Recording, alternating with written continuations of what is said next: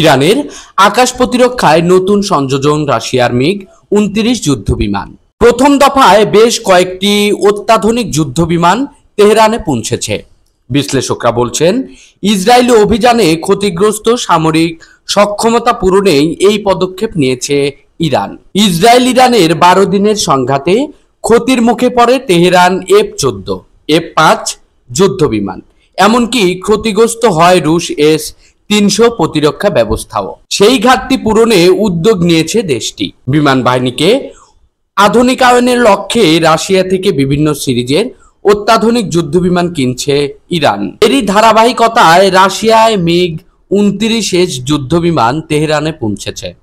ইরানের পার্লামেন্টের জাতীয় নিরাপত্তা ও বৈদেশিক নীতি বিষয়ক কমিটির এক সদস্য এই তথ্য নিশ্চিত করেছেন।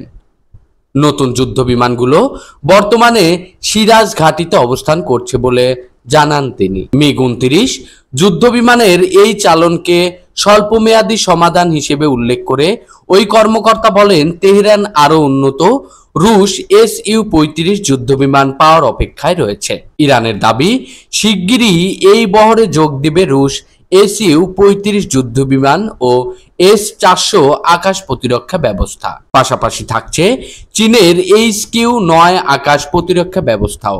ইরানি ওই কর্মকর্তা বলেন, একবার এই ব্যবস্থাগুলো সম্পূর্ণরূপে বহরে যোগ হয়ে গেলে শত্রুরা আমাদের ক্ষমতার ভাষা বুঝতে পারবে। সামরিক বিশ্লেষকদের দাবি, অস্ত্র সরবরাহের পিছনে মস্কোর রাজনৈতিক হিসাবও স্পষ্ট। ইউক্রেন যুদ্ধ আর নিষেধাজ্ঞা জর্জরিত রাশিয়া জোট গড়ছে তেহরানের সঙ্গে। আর ইরানের তেল কিনে নেওয়া চীন আপাতত নীরব থেকেও মধ্যপ্রাচ্যের নতুন সমীকরণের দিকে সতর্ক দৃষ্টি রাখছে।